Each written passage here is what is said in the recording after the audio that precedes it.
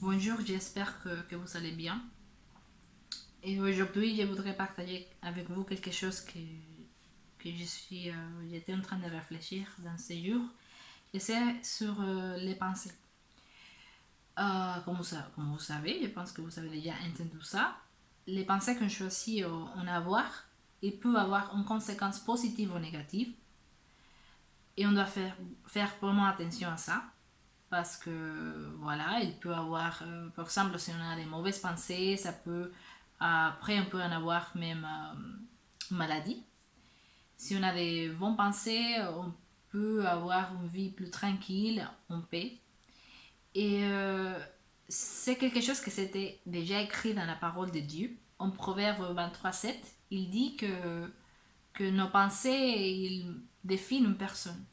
Aussi, en Matthieu 15, 18, 19, Jésus, il parlait, il disait, ne sont pas des choses qui rentrent dans la bouche, dans le corps de l'homme, qui contaminent, mais sont les choses qui sortent, qui sont les choses qui viennent de la tête, qui peuvent contaminer aux autres.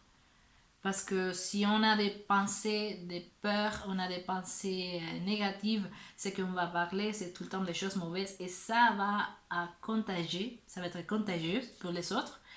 Et après, on va à donner aux autres, c'est de l'angoisse. C'est pas forcément de la parole de Dieu.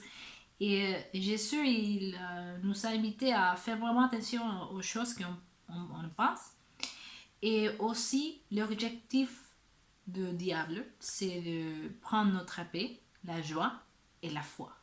Et la foi, pour moi, c'est vraiment délicat parce que c'est quelque chose que c'est indispensable pour nous.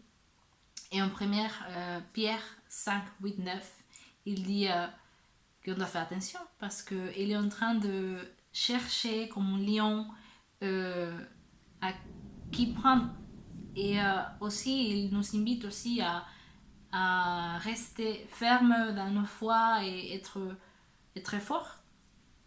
Et il y a un verset en Luc 18:8 que ça me fait beaucoup penser. Parce qu'il dit que quand le Fils de l'homme il viendra, est-ce qu'il va trouver de la foi dans la terre? Et c'est vrai que les situations et les problèmes que nous sommes en train de vivre, ça peut prendre la foi de beaucoup de personnes. Et Jésus, il sait. Il sait toutes ces choses. C'est pas quelque chose de nouvel pour lui. Et il y a un verset Jean 15, 4, 8. Je vais le lire. Il dit, demeure en moi et je demeurerai en vous. Comme le sarment ne peut de lui-même porter de fruits s'il ne demeure attaché au cep, ainsi vous ne le pouvez non plus si vous ne demeurez en moi. Je suis le cep, vous êtes les sarments.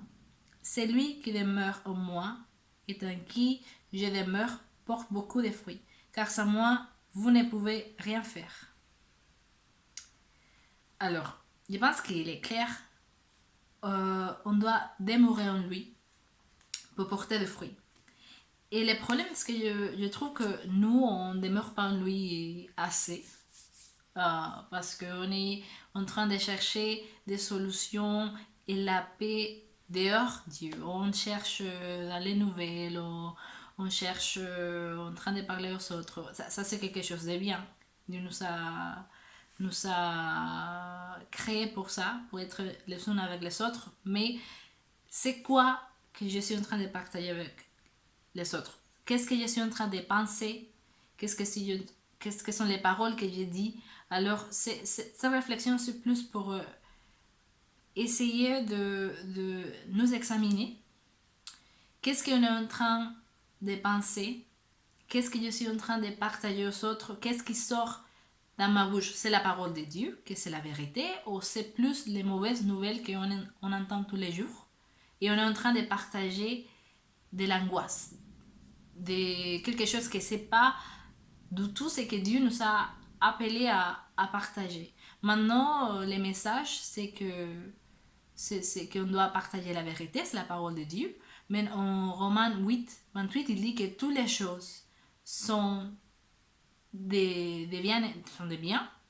Il y a un but positif pour ceux qui aiment Dieu. Alors, même une pandémie, c'est quelque chose de bien pour ceux qui aiment Dieu. Je sais que c'est un peu fou de croire ça, mais si Dieu le dit, c'est parce que c'est la vérité. Toutes les situations qu'on est en train de vivre, il y a un but, et c'est qu'il soit glorifié. Et c'est le moment qu'on doit, comme fils de Dieu, vraiment montrer son amour et sa parole aux autres. Et c'était le message que je voulais partager avec vous, et pour vous encourager, pour m'encourager. Et j'espère que Dieu vous bénisse. Et à la prochaine.